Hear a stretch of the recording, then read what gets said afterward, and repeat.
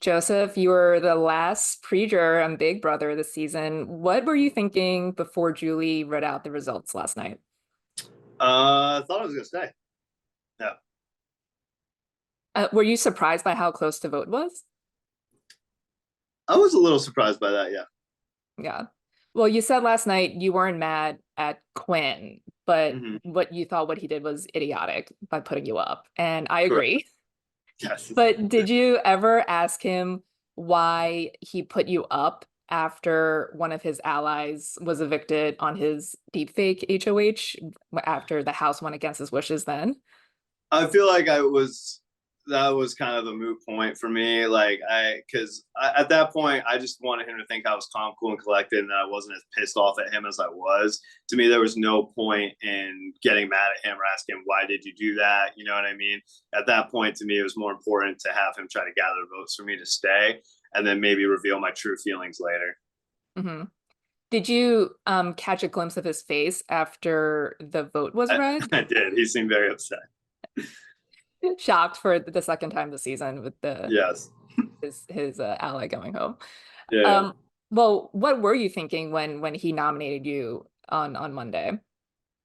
I was like this. I in my head, I was going back and forth between whether or not he actually wanted me gone or not. You know what I mean? Because I'm just like, if I'm your final two, this doesn't make any sense. You know what I mean? So I would go back and forth between whether or not he was like lying to me and actually wanted me out, or whether it was a genuine attempt at strategy. So yeah. Hmm. So why do you think he went with you instead of, other there are other options there. He got Literally anyone else. It seems like he overpromised a lot of people that he would keep them safe, and didn't want to get the rest of the house upset with him, and also didn't want people to think we're close, even though they already know that we're cool. So I didn't see the logic in that. I also didn't see the logic in why he didn't put up T-Core instead of me. But he felt like that would have given away that me and him were close. But it's like, dude, you're not supposed to put your ally in jeopardy. You know what I mean? Like, we're supposed to be boys, and now we're not because you did this. So yeah, I think that he just was scared of the rest of the house. Yeah, for sure. Well, you also said last night to Julie that you didn't know why McKenzie evicted you because you thought you had a good relationship with her. Do you now know why she voted you out, or what do you why do you think she did that? I think that it seems like from what I've heard that she was moved by Chemo's speech.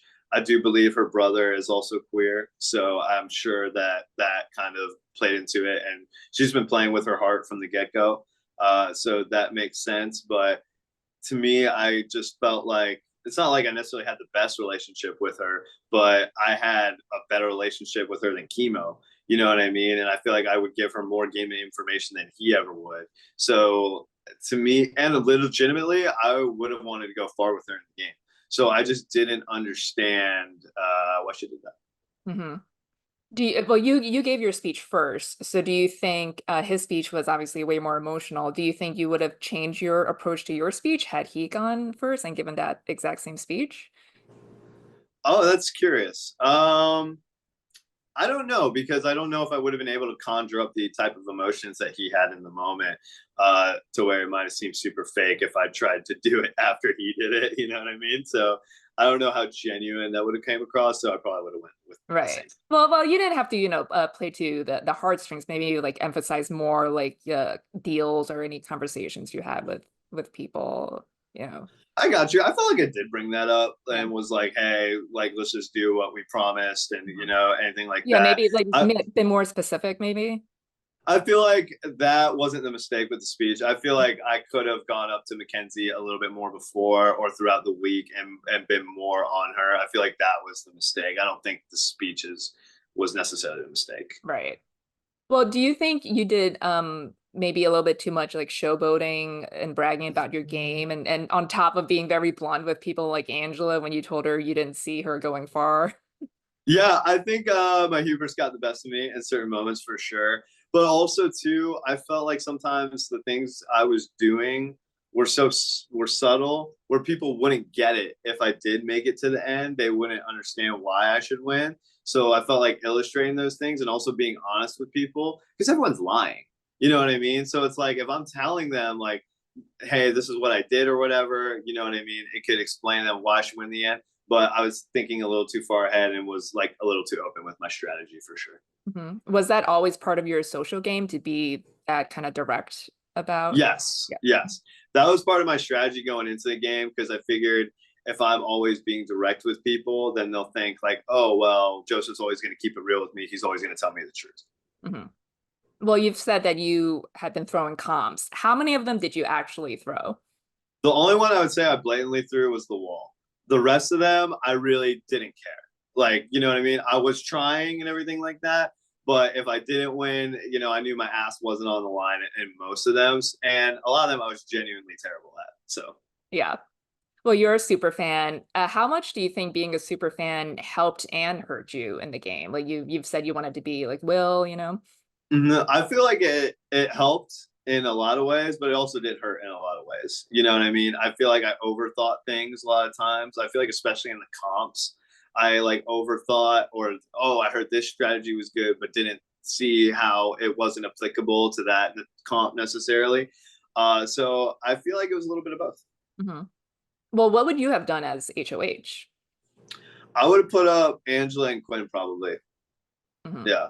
And probably whoever, if there's two nominees, I probably would have put them up. Yeah. And I would have tried to work with Chelsea again. Yeah. No.